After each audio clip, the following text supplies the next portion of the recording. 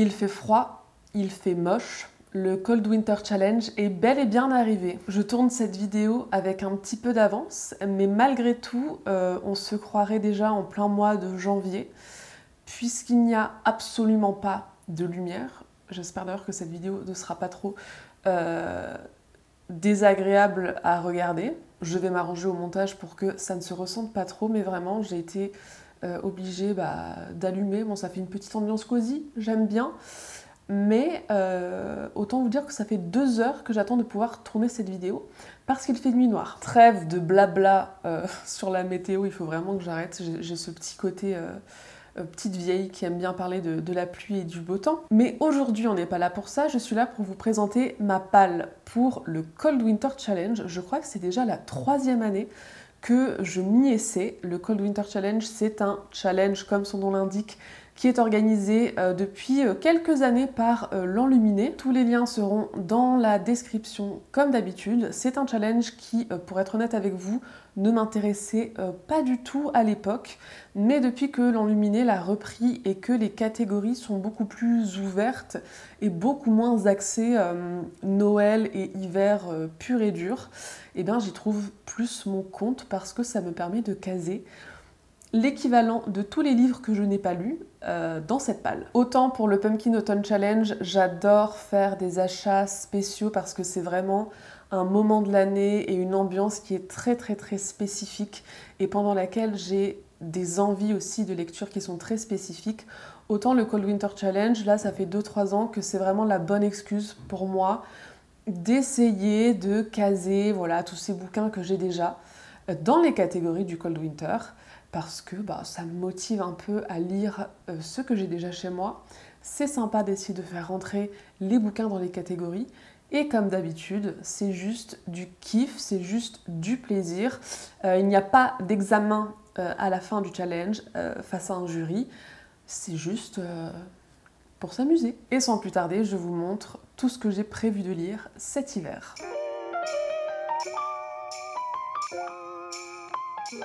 Le premier menu, c'est magie de Noël, et vous le verrez, hein, vu que les catégories sont très ouvertes et que je ne suis pas une meuf de l'hiver. Vous le savez aussi si vous me suivez depuis un petit moment.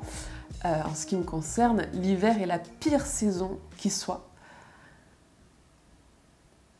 Et donc je ne ressens pas vraiment le besoin de me plonger dans cette ambiance. J'ai surtout envie que ça passe le plus vite possible et qu'on arrive au mois de mars. Donc vous le verrez, mes lectures ne sont pas très orientées Noël, ne sont pas très orientées hiver, et moi ça me va très bien comme ça. Pour la première sous-catégorie qui s'appelle Coupe de champagne, il faut lire quelque chose qui parle de romance, d'amour, d'amitié, et j'ai décidé de continuer un petit manhwa que j'ai découvert en début d'année et que j'avais beaucoup aimé. True Beauty, j'ai le tome 2 et 3 de Yoongi. À la base, c'était un webcomic qui est maintenant publié en papier chez K-Books. J'ai lu le premier tome au printemps dernier. J'avais trouvé ça très sympa, très léger, très pas prise de tête, et je pense ne pas trop prendre de risques en m'avançant, en disant qu'il y aura de la romance, puisque on suit une nana qui est en... je sais même plus si elle est en kiff sur ce gars-là, je sais plus, mais je pense qu'il va y avoir une romance entre eux. Je vais essayer de passer rapidement et de ne pas forcément vous faire tous les résumés parce que je me connais, je vais encore faire une vidéo de 45 minutes et personne ne veut de ça. Pour la catégorie un chant de Noël, il faut lire des contes, des réécritures de contes, quelque chose qui parle de mythes et de légendes. Je me suis casé le Silmarillion parce qu'il s'agit de toute la mythologie, tout le folklore, toutes les histoires qu'a inventé Tolkien, je sais pas si tout est là-dedans, mais disons que c'est un peu je pense qu'il n'y a pas plus complet, donc je pense que ce sera parfait pour cette catégorie. Je l'ai déjà pris aussi en audio pour accompagner ma lecture papier, et je pense que ce sera génial. Je me rends compte que j'ai mis énormément de pavés dans cette pile à lire, et je ne sais pas si je pourrai tout lire, mais bon, au moins c'est là. parfois je me surprends et je lis énormément, donc qui sait, si ça se trouve, je vais y arriver. Ensuite, il faut lire un livre dont on n'a pas lu le résumé pour la catégorie calendrier de l'Avent. Et donc je joue la facilité et je mets une suite de sagas. C'est le dernier tome de Colis que j'ai mis dans ma pile à lire du Pumpkin Autumn Challenge. C'est un peu la palle du foutage de gueule, vous allez voir, je mets des titres que je sais que j'ai pas eu le temps de lire cet automne, je les remets pour l'hiver. En même temps, ils vont pas disparaître, j'ai toujours envie de les lire, mais c'est un petit peu repoussé. Évidemment, vu que c'est la conclusion de cette saga que j'aime énormément, je n'ai pas lu le résumé, mais j'ai tellement hâte de le lire. Il est gros par rapport aux autres, donc je suis contente. Il fait combien de pages? Il fait un peu plus de 500 pages, donc je pense que on va en avoir des péripéties et des retournements de situation. Je suis assez inquiète parce que j'ai très peur de la façon dont va se conclure cette saga, mais je n'ai entendu que de très bons échos, donc je vais faire confiance à l'auteur, les yeux fermés, et puis je pense que ça va bien se passer. On passe au menu Yule avec la première catégorie qui s'appelle Au coin du feu. Il faut lire quelque chose de feel good ou une relecture d'enfance. J'ai pas vraiment le temps de faire des relectures parce que j'ai énormément de choses que j'ai envie de découvrir pour la première fois. Et donc, en termes de feel good, je suis servie avec les mangas qui sont dans ma pile à lire. J'ai les 2 premiers volumes de Au grand air de Afro. Je viens me frapper avec... Oh J'en ai déjà parlé dans ma dernière vidéo que j'ai tournée avec Cornelius. J'ai déjà vu l'animé et c'est pour ça qu'on m'a offert les mangas parce que j'en voulais plus.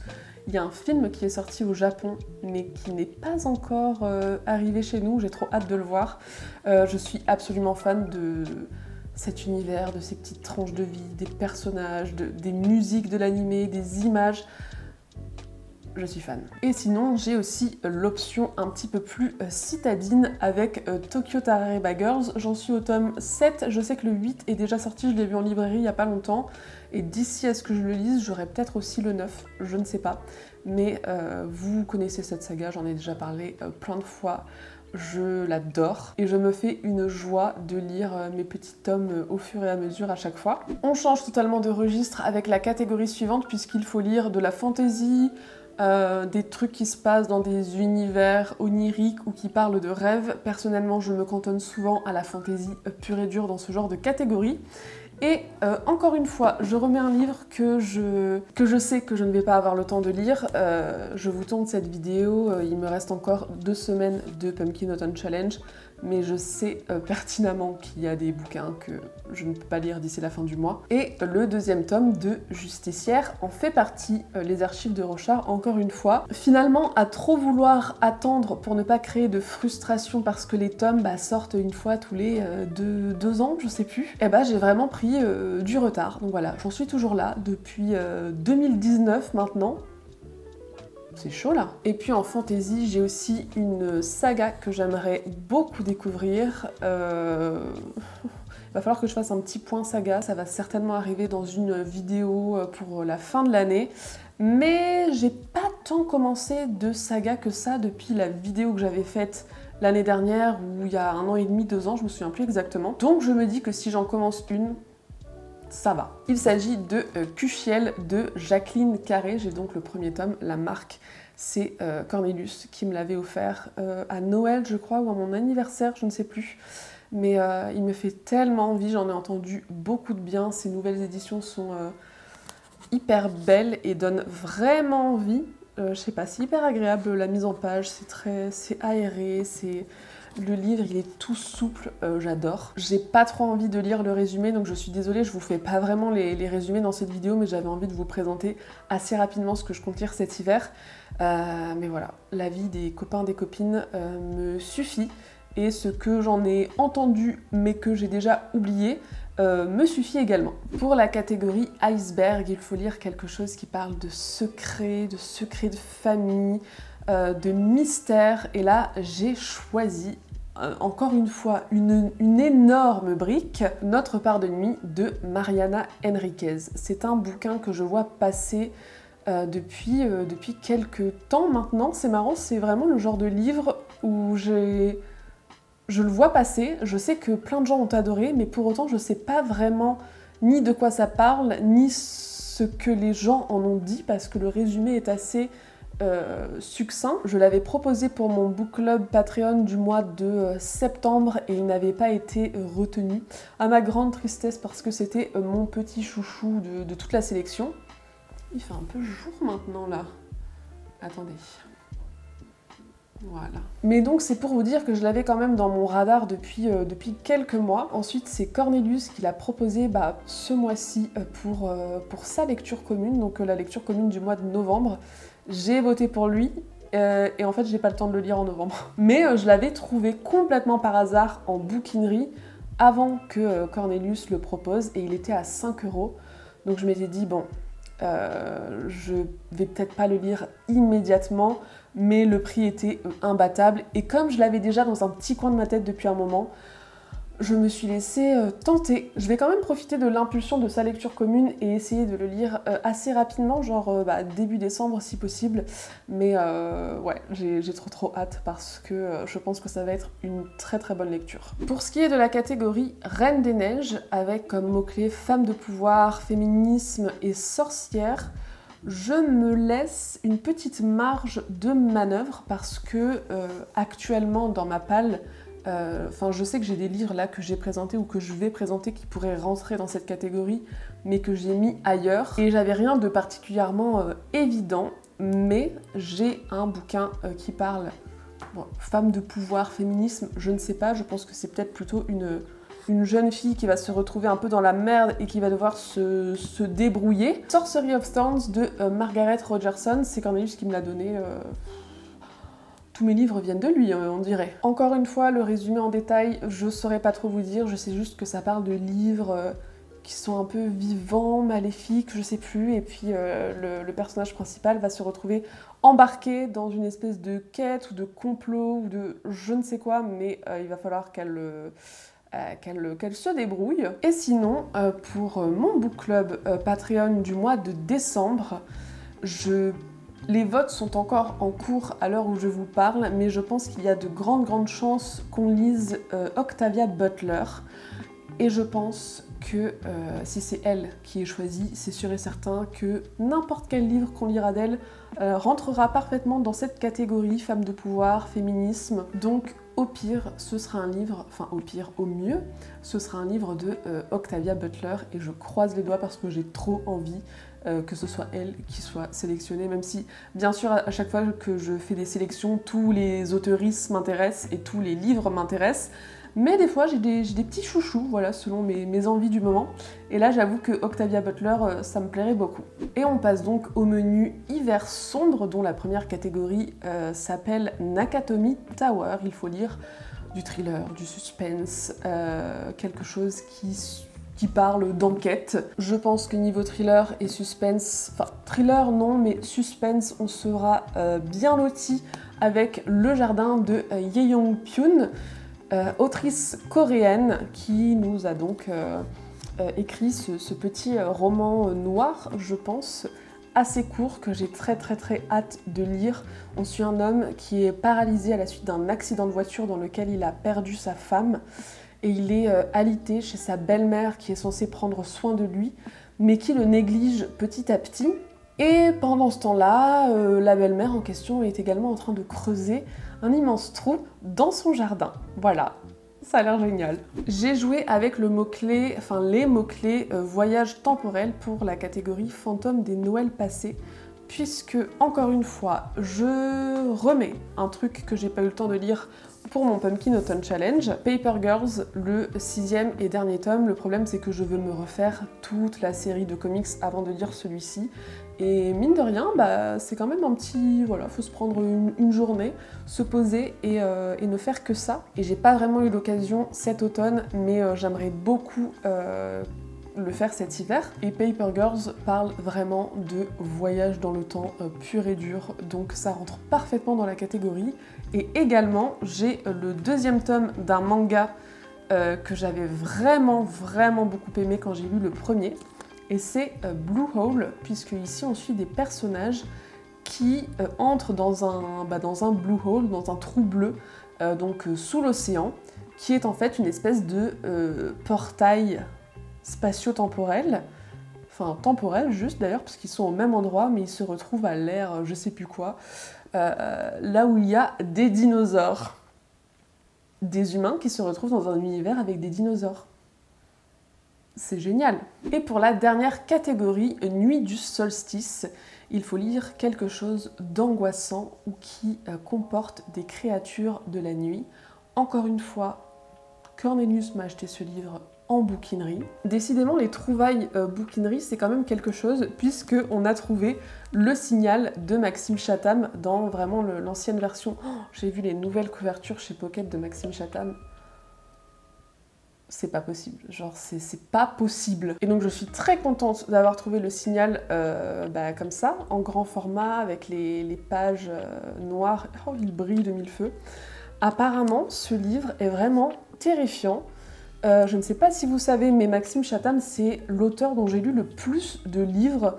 Ça fait des années que je le lis plus beaucoup parce que je l'ai énormément lu quand j'étais plus jeune et depuis que j'ai ma chaîne, un peu moins. Mais ça m'intéresse toujours vachement ce qu'il fait et notamment celui-ci qui est purement horrifique. J'ai trop envie de le lire. J'ai un petit peu peur parce que je suis une flippette. Il est énorme, il fait plus de 700 pages. Je l'aurais bien laissé pour l'année prochaine, pour Halloween et tout, mais il rentrait si bien dans cette catégorie, donc s'il y passe cette année, c'est très bien aussi. Et on arrive déjà au dernier menu qui s'appelle Marcher dans la neige. La première catégorie, c'est Vive le vent. Il faut lire quelque chose qui se passe en hiver ou dans un pays froid ou encore qui parle de voyage. Et je pense que comme les 2 dernières années, je vais mettre exactement la même chose dans cette catégorie parce qu'encore une fois, c'est pas du tout mon truc. Et je vais continuer tranquillement ma lecture du Tigre des Neiges, encore une fois de Akiko Higashimura. J'en suis au 6 visiblement. Faut vraiment que je note les mangas quand je les lis parce que sinon je ne sais plus du tout à quel numéro j'en suis. Mais voilà, j'ai le 6 et le 7, je sais que le 10 est déjà sorti et je me demande si c'est pas le dernier tome. Je pense que voilà, ça ne pourrait pas être plus explicite. Comme d'habitude, je galère énormément pour la catégorie qui nous somme de lire quelque chose qui parle d'animaux, d'écologie ou qui relève du nature writing et je ne sais absolument pas quoi mettre dans cette catégorie donc je me laisse un petit joker, on verra bien. Et on passe donc déjà à la toute dernière catégorie, patin à glace. Les mots-clés sont sport, personnage athlétique et aventure dangereuse. J'étais pas du tout inspirée par les 2 premiers. En revanche, aventure dangereuse, je pense que j'ai ce qu'il faut. Avec un petit bouquin de, presque 1000 pages. Est-ce qu'il serait pas temps que je lise Les Aventuriers de la mer? À mon avis, c'est parfait pour cette catégorie. Ça s'inscrit dans la grande fresque des 6 duchés. Et vous savez que j'ai adoré le premier cycle de l'Assassin Royal. Et je n'ai qu'une hâte, c'est de me plonger dans les Aventuriers de la mer, mais j'ai pas encore pris le temps de me poser et de me dire que je vais peut-être passer un mois et demi sur ces intégrales, alors que je sais que ça va me plaire, je sais que je vais adorer, et j'ai acheté ce livre en 2020 quand même, donc il serait vraiment temps que je me penche sur la question. Et voilà, c'est déjà terminé pour cette vidéo. J'ai l'impression que je me suis un petit peu précipitée, j'avais peur qu'il fasse de plus en plus noir alors que finalement ça a été plutôt en s'arrangeant. Et puis comme je vous ai dit, je voulais pas non plus vous faire une vidéo trop longue et vous assommer de résumés. En tout cas, j'espère quand même que cette petite vidéo vous aura plu. N'hésitez pas à me dire si vous participez et quels sont peut-être les titres qui vous font le plus envie pour ce challenge. Moi, je vous dis à très vite pour une prochaine vidéo et d'ici là, lisez bien, prenez soin de vous. Bye!